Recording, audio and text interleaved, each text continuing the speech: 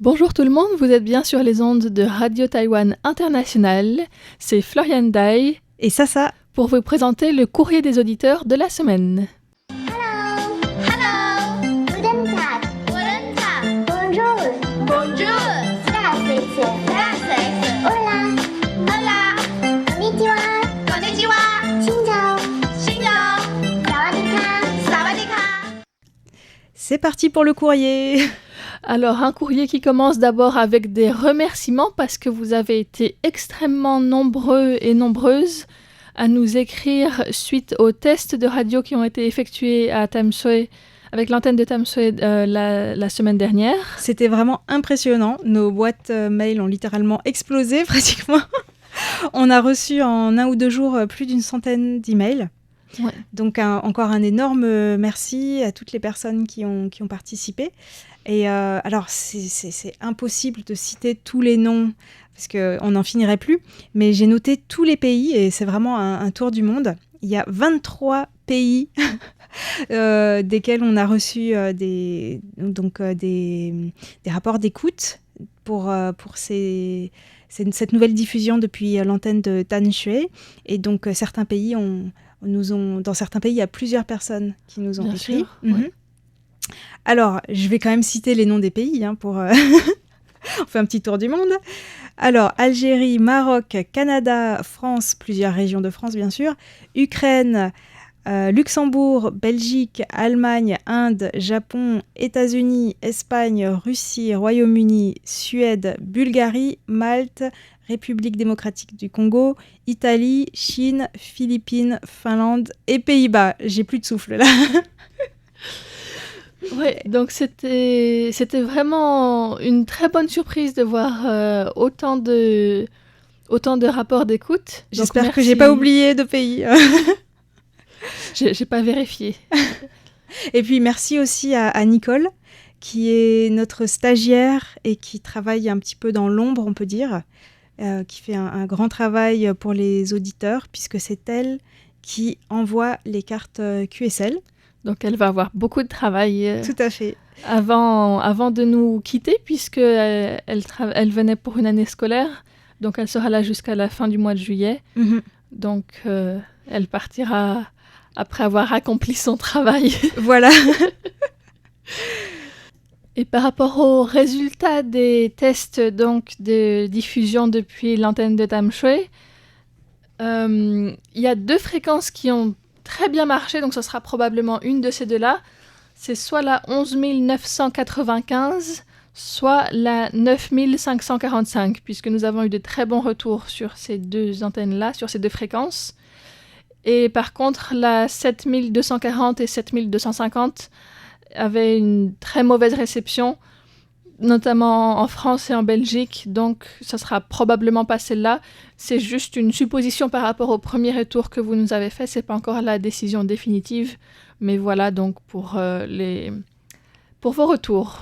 Mais bon, on va le savoir, je pense, très rapidement, peut-être la semaine prochaine, on pourra probablement confirmer. En tout cas, restez à l'écoute pour savoir quelle fréquence sera finalement sélectionnée.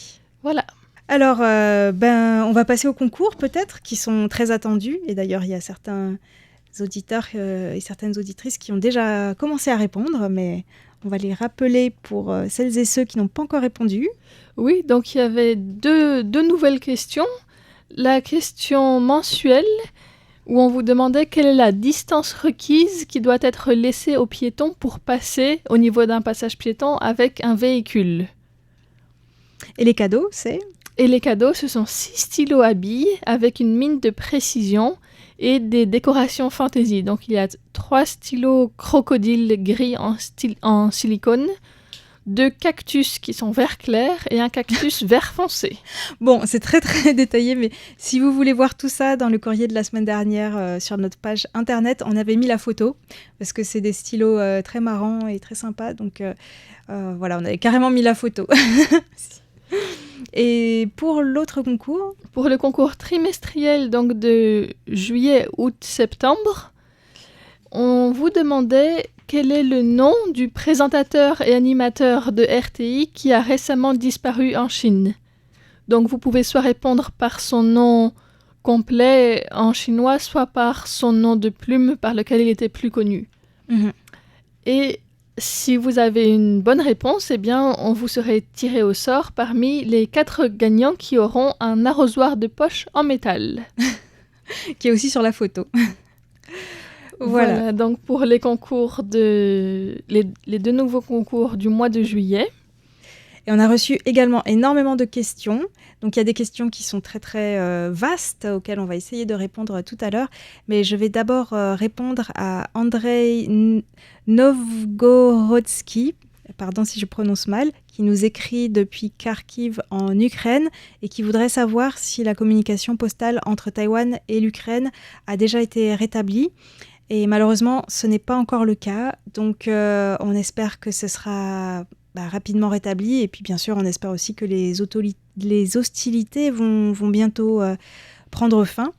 Parce que voilà, la suspension de la poste entre Taïwan et l'Ukraine, c'est dû à la guerre. Donc on espère que tout va redevenir plus calme et serein prochainement.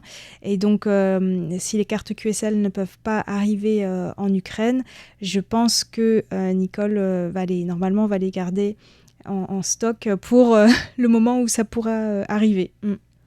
Alors, on va passer aux questions. Oui, donc une question de la part de Pierre Mvwezolo-Foba, qui nous écrit depuis la République démocratique du Congo et qui nous demande qui fut le premier Taïwanais et la première Taïwanaise à avoir visité l'Afrique, ainsi que les premiers Africains, donc le premier Africain et la première Africaine à avoir atteint Taïwan. Vaste question, c'est très difficile, j'imagine, de trouver des réponses. Hein. Eh bien, j'ai trouvé plus que j'imaginais. Ah oui ? Alors, ça remonte à loin, je ne sais pas si le terme « visiter » est celui qui correspond le mieux, parce qu'on parle d'époque pré-néolithique. Ah, d'accord, oui, là, c'est vrai que c'est il y a longtemps. Voilà, donc, si vous nous suivez régulièrement, vous avez probablement entendu que j'avais fait une série de décryptages sur le musée de la préhistoire et parler des Austronésiens, donc ce peuple qui habitait à Taïwan et puis qui a migré par la mer vers l'Asie du Sud-Est et puis dans tout le Pacifique. Et puis même à l'ouest jusqu'à Madagascar. Exactement. Donc ça, c'est la deuxième partie, enfin c'est la partie sur les premiers Taïwanais qui sont arrivés en Afrique. En fait, ce sont eux, ce sont les Austronésiens, les ancêtres des autochtones, des populations autochtones qui sont encore à Taïwan. Mm-hmm. Mais avant cela, en fait, il y avait également des Africains qui sont arrivés à Taïwan. Et on sait à peu près quelle était la période ? Alors oui, enfin à peu près, effectivement, ça ne sera pas très très précis. Ce qu'on sait d'abord, c'est qu'il y avait des légendes parmi les autochtones et dans tous les groupes, dans les 15 groupes austronésiens, donc qui sont tous les groupes de Taïwan, excepté les Yamés qui habitent l'île des Orchidées, mais donc tous les groupes de l'île principale de Taïwan, avaient des légendes sur des petits hommes noirs aux cheveux crépus qui vivent dans les montagnes. Ah oui, d'accord. Mm-hmm. Et donc c'était basé sur une tradition orale. Ils seraient apparemment restés présents à Taïwan jusqu'en 1800 à peu près, donc jusqu'en 1800, effectivement. Jusqu'en 1800 ? Après Jésus-Christ. Ah oui. Alors là, c'est un scoop pour moi. Je l'ignorais aussi. Et un des peuples autochtones qui avait le plus de contact avec ces personnes, donc c'était les Saïsiat, qui vivent dans les zones autour de Hsinchu et de Miaoli, et qui ont encore maintenant des cérémonies traditionnelles avec des chansons en honneur des voisins de leurs ancêtres, qui sont mentionnés comme des petits pygmées, en fait. Et selon la légende, en fait, les Saïsiat auraient appris de la part de leurs voisins la médecine, des chansons, des danses et d'autres rituels. Mais comme il y avait des conflits, entre autres par des agressions sur les femmes Saïsia, ça a escaladé et ils ont fini par tuer presque tous les pygmées qui restaient. Et en fait, il y avait donc cette légende ou ces récits, mais assez peu de preuves. En 2015, une étude a collecté 258 légendes autour des pygmées, donc c'est beaucoup. Ah ouais. Et c'est seulement très récemment qu'il y a eu des preuves à travers la découverte d'un crâne pré-néolithique qui a été retrouvé dans une cave à Taïwan.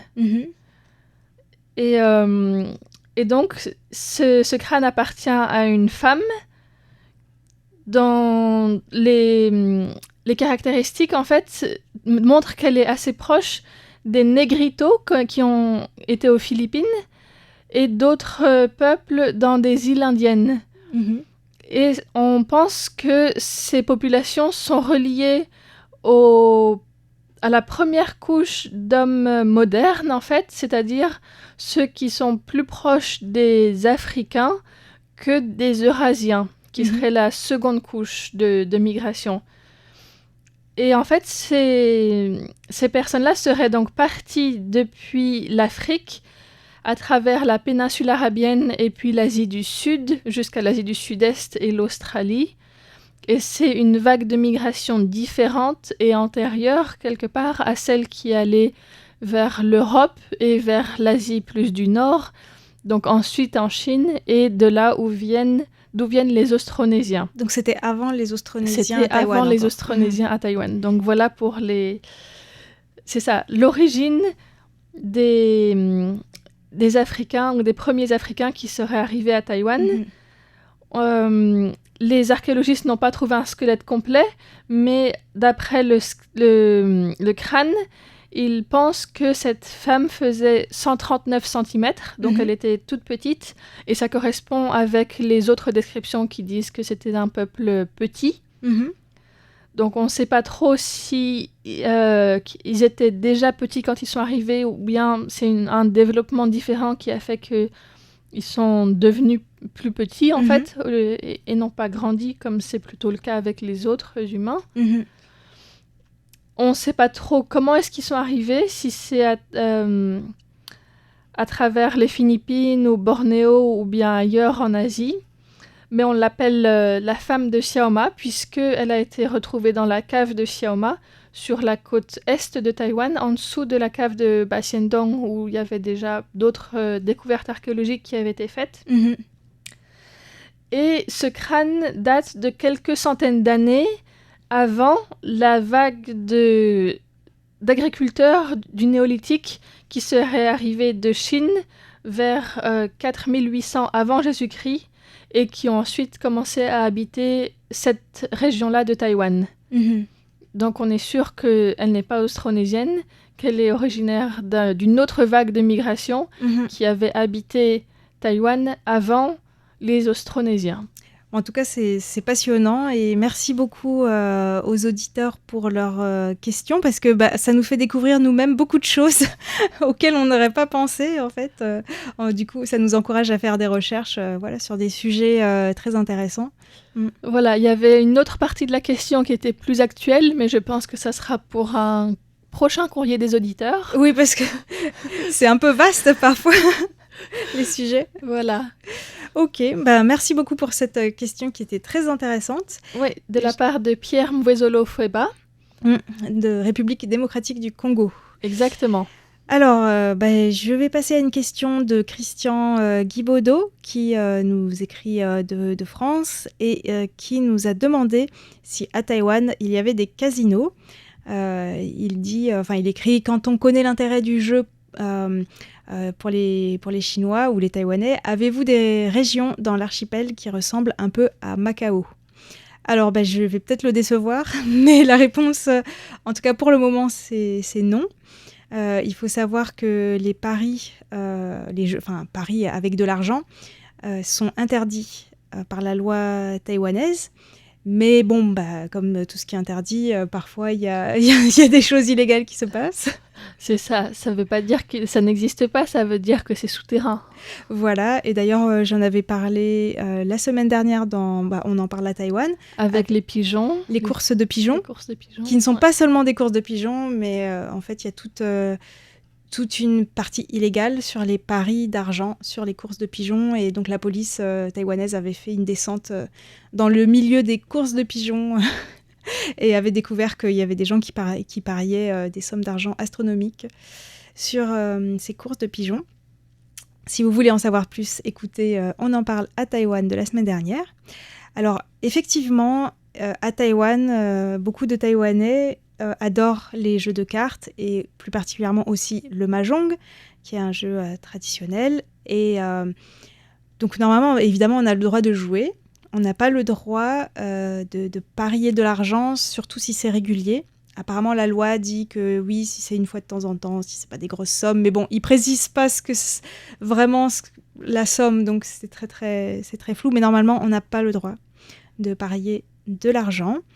Mais je trouvais cette question très pertinente parce que finalement, elle est liée à l'actualité.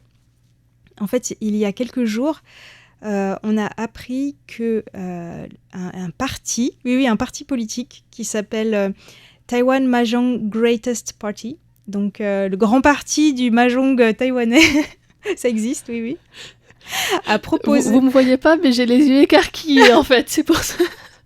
Donc ce parti qui promeut le jeu de mahjong a proposé un projet de référendum pour légaliser les paris d'argent sur le mahjong pour les personnes de plus de 65 ans. En plus, parce que il y a une clause d'âge aussi Oui. pour avoir le droit de parier. Il faut avoir une certaine maturité, une certaine expérience peut-être.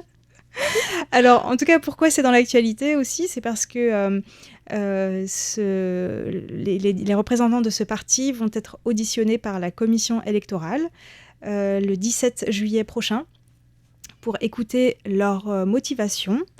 Et donc, on va voir ensuite, c'est pas sûr que ça va finalement... que ce référendum va avoir lieu, parce qu'il faut aussi voir si ça rentre dans le cadre de la loi sur les référendums, au niveau du sujet. Et puis après, il y a énormément d'étapes, c'est vraiment très compliqué quand même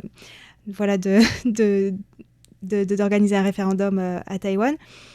Mais bon, c'est quand même intéressant, et c'est vrai que je me disais, il y a peut-être aussi un avantage pour l'État, finalement, de légaliser ces paris, c'est que du coup il serait taxé, alors qu'actuellement il y a des paris, mais comme ils sont illégaux et que ça passe complètement hors du radar de l'État, ils ne sont pas taxés. Donc voilà, on ne sait jamais, peut-être que ça arrivera un jour.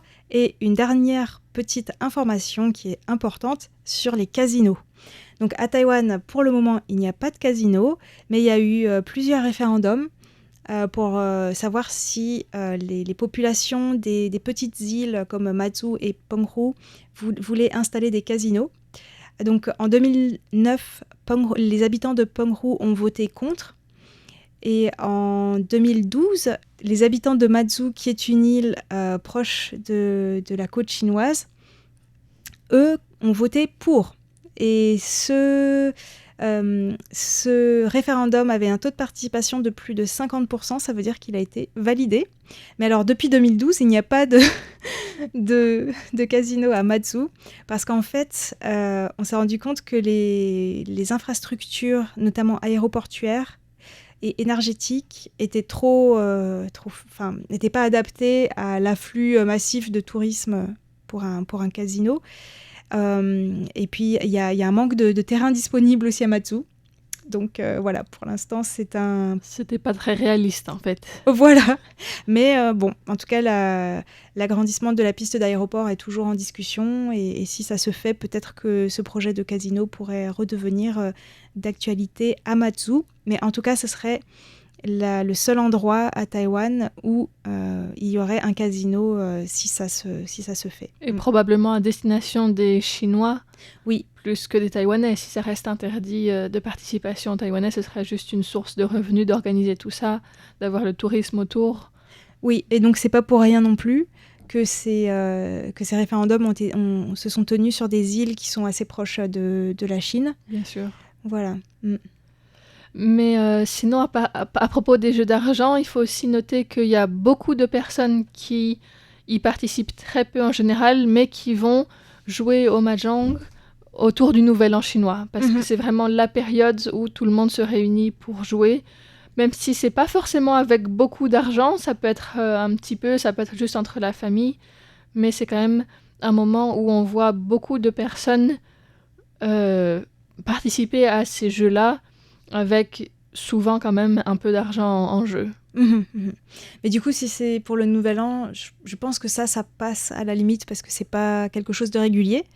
Mais moi, je connais aussi des gens qui jouent tous les jours, hein, vraiment tous les jours, et ça m'étonnerait qu'ils ne parient pas. Donc, il y a de tout. Effectivement, la légalisation permettrait aussi d'encadrer dans quelle mesure est-ce que c'est possible de parier et peut-être d'éviter certaines dérives qui ne peuvent pas être évitées quand c'est illégal. Voilà, donc à suivre. Hein, peut-être que si ce projet de référendum est accepté, bien sûr, on va en parler sur RTI.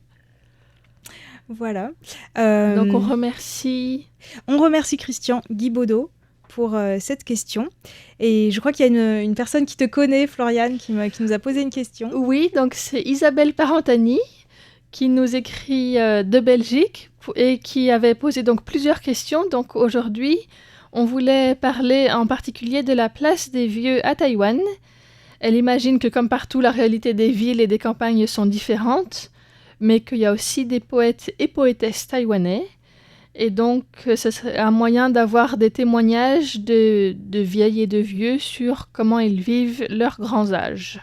Et elle nous posait effectivement aussi la question sur est-ce qu'il y a des poètes à Taïwan, parce qu'en fait en France on entend souvent parler des poètes chinois ou japonais, mais assez peu des poètes taïwanais. Et je voulais lui signaler justement la collection sur la poésie taïwanaise qui a été publiée par les éditions Circé. Ils ont publié une quinzaine de livres de traduction en français de poètes taïwanais, sachant que c'est très difficile quand même de traduire la poésie, mais c'est super que ça soit fait. Et je mettrai le lien vers cette collection sur la page du Courrier des auditeurs. Donc n'hésitez pas à aller voir sur notre site internet. Et alors la question de la place des personnes âgées à Taïwan, c'est une vaste question. Je dirais c'est peut-être un peu un cliché, mais tu me diras ce que tu en penses. Je pense que c'est un peu de vrai quand même, que dans la culture traditionnelle ici, les personnes âgées sont plus respectées qu'en France, où il y a une espèce de jeunisme, enfin voilà, qui n'échappe pas non plus à Taïwan, hein, je pense que... mais il y a quand même une place assez valorisée pour les personnes âgées ici, et je trouve qu'il y a beaucoup de relations aussi entre les personnes âgées. Elles sortent beaucoup ensemble dans les parcs. On voit souvent des cours de danse, de tai chi tôt le matin dans les parcs, etc. Peut-être un peu moins de solitude, même si on ne peut pas non plus généraliser. Oui, je pense qu'il y a aussi plus cette pression pour les enfants de s'occuper de leurs parents dans leur vieillesse. Et donc, il y a beaucoup de jeunes qui, après avoir fait leurs études en ville, reviennent vers la campagne ou bien achètent une maison ailleurs. Mais quand ils achètent une maison, ils prévoient une chambre pour leurs parents pour qu'ils puissent s'en occuper plus tard. Et donc ça, je pense que c'est quelque chose qui est assez différent, au moins de la France, où les jeunes sont beaucoup plus responsables de leurs parents quand leurs parents perdent en autonomie, en fait, alors qu'en France, on les met beaucoup plus facilement dans des maisons de retraite. Mais du coup, parfois, ça peut créer beaucoup de pression sur les femmes, puisque cette dernière génération, il y a de moins en moins de frères et sœurs. Et souvent, les femmes doivent s'occuper à la fois de leurs enfants et de leurs parents. Parfois, ça peut être Voire lourd. des parents du mari. Oui, ouais, c'est pas facile. Hein. Oui, parce que les soins sont très souvent prodigués par des femmes. Ça reste quand même...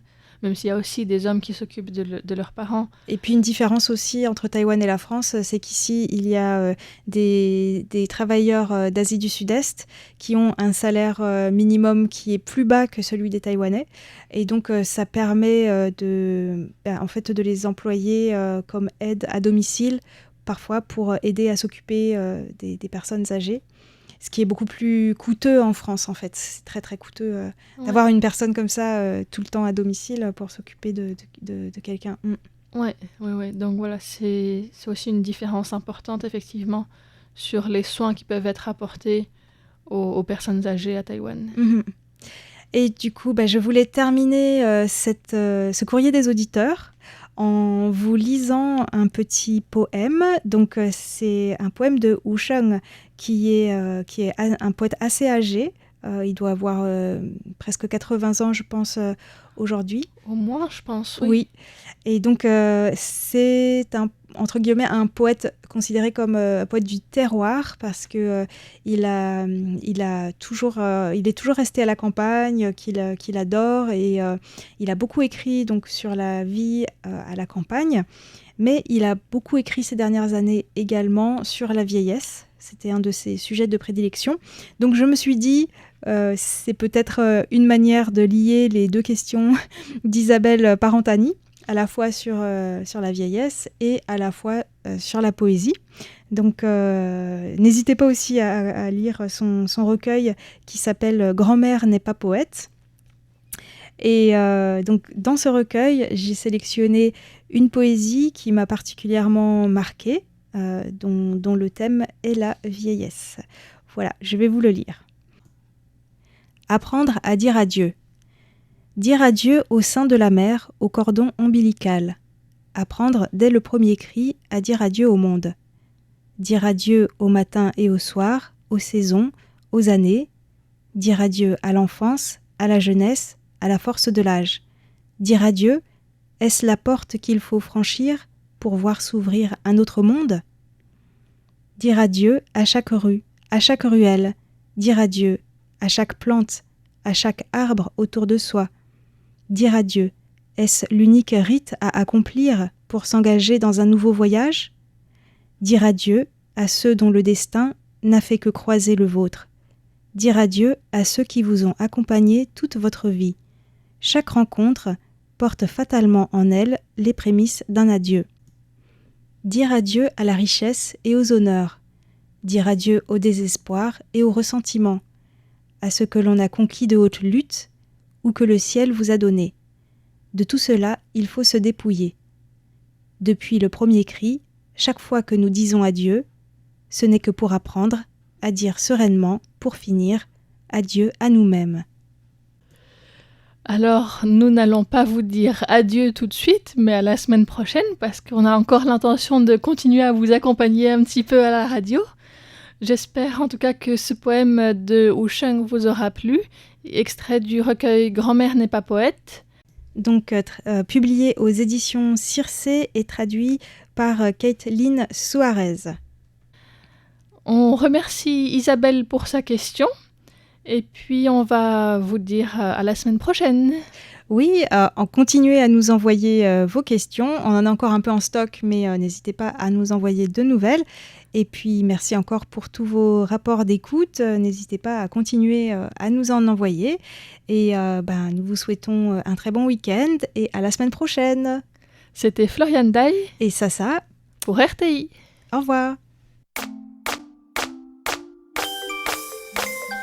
你好，你好，你好，你好，你好，你好，你好，你好，Hello，Hello，Guten Tag，Guten Tag，Bonjour。